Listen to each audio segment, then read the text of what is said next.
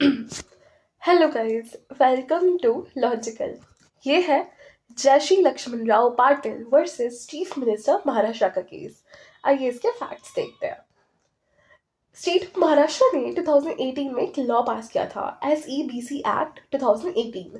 इस एक्ट के through Maratha community को 16% रिजर्वेशन एजुकेशन में, 16% रिजर्वेशन गवर्नमेंट जॉब्स में मिल रहा था। इस एक्स्ट्रा रिजर्वेशन की वजह से महाराष्ट्र में टोटल रिजर्वेशन 50% से ज़्यादा हो गया था, अराउंड 68 to 70%। इस लॉ को कोर्ट में चैलेंज किया गया। बॉम्बे हाईकोर्ट ने एक्ट को वैलिड माना, लेकिन परसेंटेज थोड़ा कम करा। बाद में मैटर सुप्रीम कोर्ट गया और कॉन्स्टिट्यूशन बेंच को रेफर हुआ। आइए इस केस के इश्यूज देखते हैं।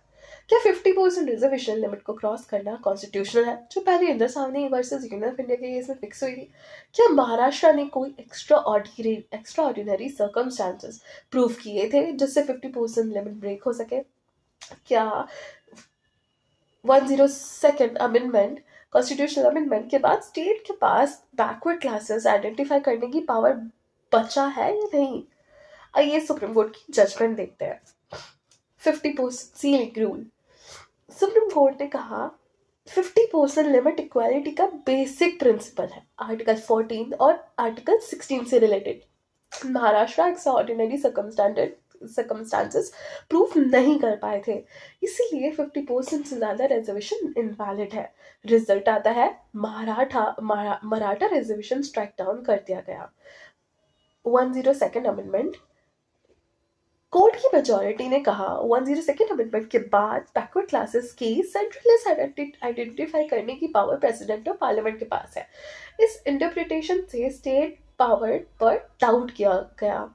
इस कंफ्यूजन के बाद 105th अमेंडमेंट आया, उससे क्लियर किया गया। आइए इसका फाइनल रिजल्ट देखते हैं।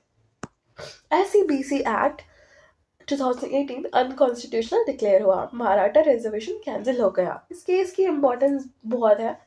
50% रिजर्वेशन रूल को दोबारा स्ट्रांगली रिफॉर्म करा गया, इक्वालिटी प्रिंसिपल को प्रोटेक्ट किया गया, फेडरल स्ट्रक्चर और स्टेट पावर के इशू को क्लैरिफाई किया।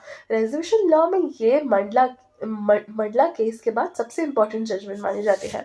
आई होप आपको ये केस समझ आया हो।